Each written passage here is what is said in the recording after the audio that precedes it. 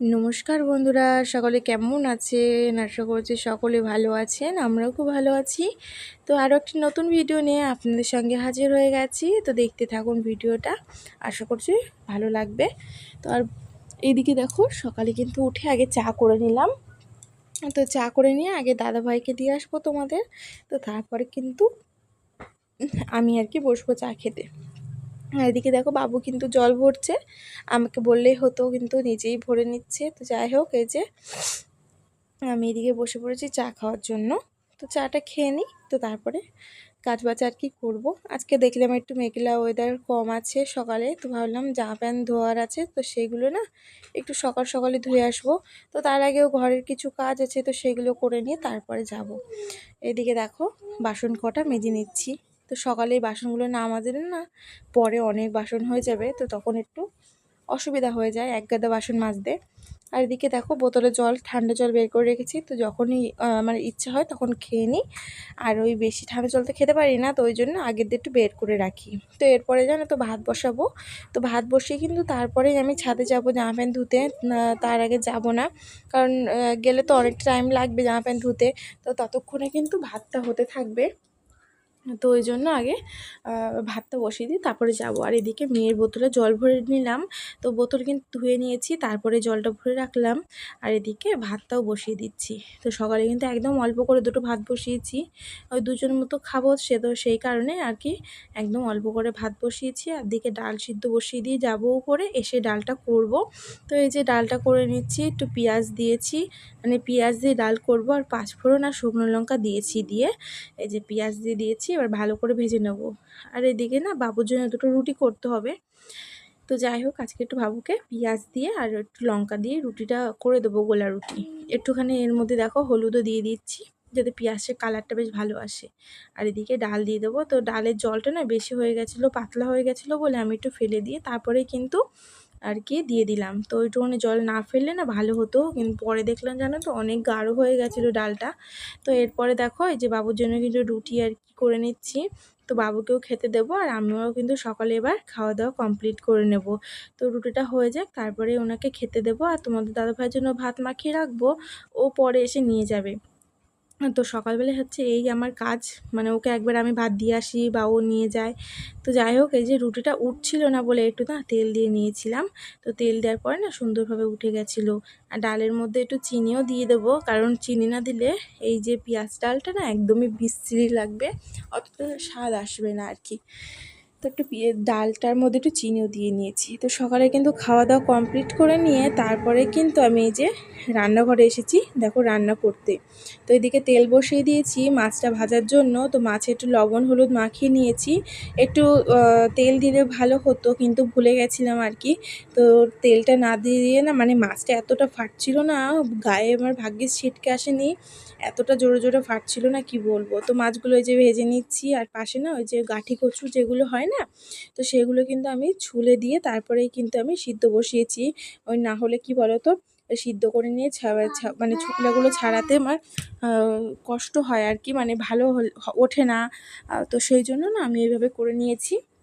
আর একটুখানি চিংড়ি মাছও ভেজে নেব। তো সামান্য একটু চিংড়ি মাছ রেখেছিলাম আগের দিনকার, যে এই তরকারিটা রান্নবো বলে। তো এই যে মাছগুলো ভেজে নেওয়ার পরে কিন্তু আমি চিংড়ি মাছটাও এই তেলে ভেজে নেব।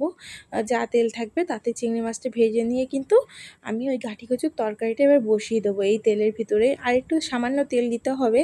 তো তারপরে যে বসিয়ে দেবো, আর ওদিকে কিন্তু ওটাও সিদ্ধ হয়ে গেছে।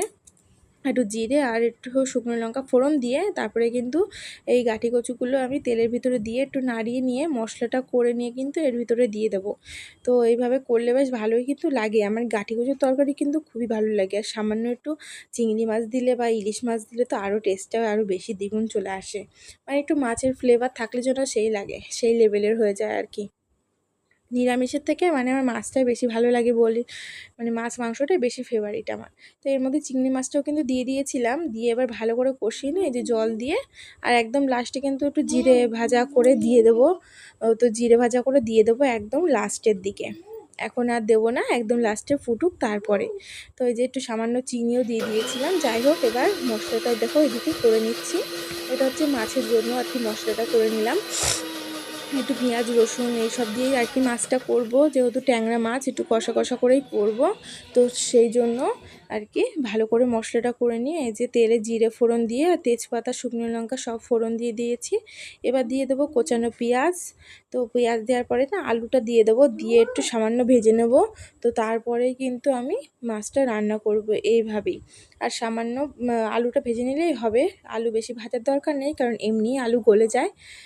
তো এদিকে আজকে না একটু ধনেপাতাও কিন্তু দেবো মাছের ভিতরে, বেশ সেন্টটা কিন্তু হেভি আসবে আর কি। তো সেই জন্যে আজকে একটু ধনেপাতা দিয়ে করব। ধনেপাতাটা অনেক দিনকার আনা, তো তরকারিতে দেওয়াই হচ্ছিল না, কি তরকারিতে দেবো বলে আর দেওয়াই হচ্ছিল না। তো আজকে না একটু দিয়েই দিলাম। আর এদিকে দেখো মশলাটা কিন্তু দিয়ে আমি কিন্তু ভালো করে হলুদ লবণ সব কিছু যা যা মশলা লাগে সেগুলো দিয়ে কষিয়ে নেব। আর এরপরে আমার মেয়েকে স্নানও করাতে হবে, তো সেই জন্য ওই যে রান্নাটা বসিয়ে দিয়েছি। এই রান্নাটা মানে এতে তরকারিটায় যে জল দিয়ে এবার কিন্তু আমি মেয়েকে নিয়ে চলে যাব স্নান করাতে।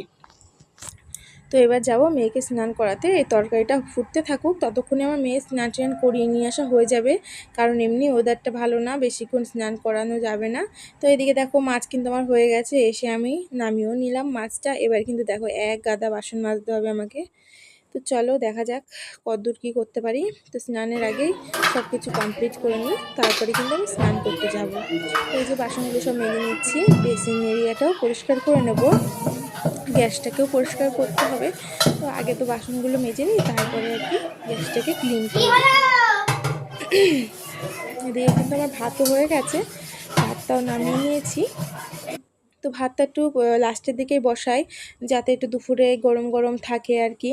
আর আমি তো এমনি তাড়াতাড়ি রান্না করে নিই, আমার কিন্তু 12টা 12:30টার মধ্যে রান্নাবান্না সব কমপ্লিট হয়ে যায়। তো সেই জন্য কিন্তু আমি আর কি ভাতটা একটু পরে মানে লাস্টের দিকে বসাই, যাতে একটু গরম গরম থাকে। তো এদিকে বাসন টাসনগুলো ধুয়ে নিয়ে কিন্তু এদিকে দেখো আমি কিন্তু গ্যাসটাকেও একটু ক্লিন করে নিয়েছি। তো ভালো করে আগে মানে সাবান মাজা বাসন মাজার সাবান দিয়ে একটু কসবারিতে ভালো করে কিন্তু আমি মেজে নিয়েছি গ্যাসটাকে সুন্দর করে। আর এদিকে এখন ন্যাকড়াটা দিয়ে সুন্দর করে মুছে টুছে নিচ্ছি। আর এদিকে গ্যাসের নিচটাও কিন্তু ভালো করে ক্লিন করে নেবো। আর এদিকে ওয়াল টোয়ালগুলো সব কিছুই ক্লিন করে নিয়ে আমি এবার চলে গেছিলাম স্নান করতে। তো স্নান টান করে এসে একটা ধূপকাঠি দেখিয়ে নিলাম তুলসী গাছটা। তো তুলসী গাছে প্রত্যেকদিন সন্ধ্যাবেলায় আর এই দুপুরবেলাতে একটা করে আমি ধূপকাঠি দিই। আর যেদিন যেদিন সকালবেলায় স্নান করি তো সেদিনকারও একটা করে ধূপকাঠি দেখাই দিই। আর এদিকে দেখো এবার আমি বিছনার চাদরটা না একটু পেতে নিচ্ছি, সকালে তো চেঞ্জ করেছিলাম। আর বাইরে দেখো কি পরিমাণে হাওয়া হচ্ছে, বৃষ্টি হচ্ছে। তো যাই হোক এইদিকে আমি চাদরটা চেঞ্জ করে নিই। আর মেয়ে কিন্তু নিচে আছে এখন, তো নিচে ওইদিকে কোথায় গেছে, আমি ওই জন্য এই ফাঁকে ভিডিওটা করে নিচ্ছিলাম। এই দেখো বলতে বলতে চলে এসেছে পাশে।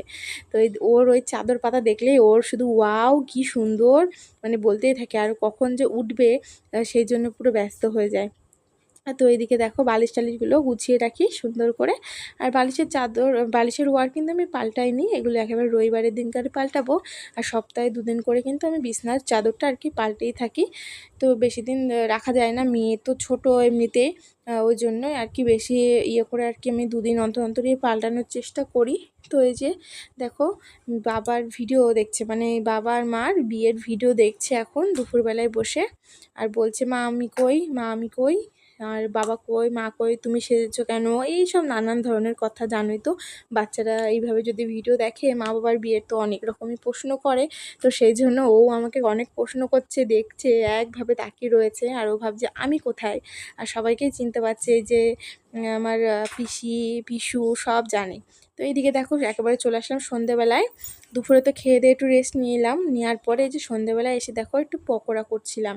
তো একটু চিকেন ছিল সেই রবিবারের, তো সেই জন্য ভাবলাম একটু পকোড়া করে নিই আজকে। আবার কালকে একটু চিকেন আছে, তো সেটা আবার রান্না করব। তো ওই জন্য না আজকে একটুখানি পকোড়া করছিলাম। তো অল্প করেই করছি, যেহেতু আমি আর মেয়েই খাবো, আর তো কেউ খাবে না। এই যে এই কটা আর কটা কিন্তু এইভাবে বসানো রয়েছে গ্যাসে। তো আর কটা ভেজে নিয়ে এই যে চলে আসলাম ঘরে, এবার আমি আর আমার মেয়ে খেয়ে নিচ্ছি।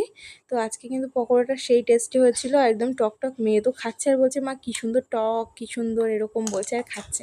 তো আজকের ভিডিওটা এই পর্যন্তই। Tata bye bye. সকলে ভালো লাগলে একটা করে লাইক কমেন্ট শেয়ার করে দিও। সকলে গুড নাইট।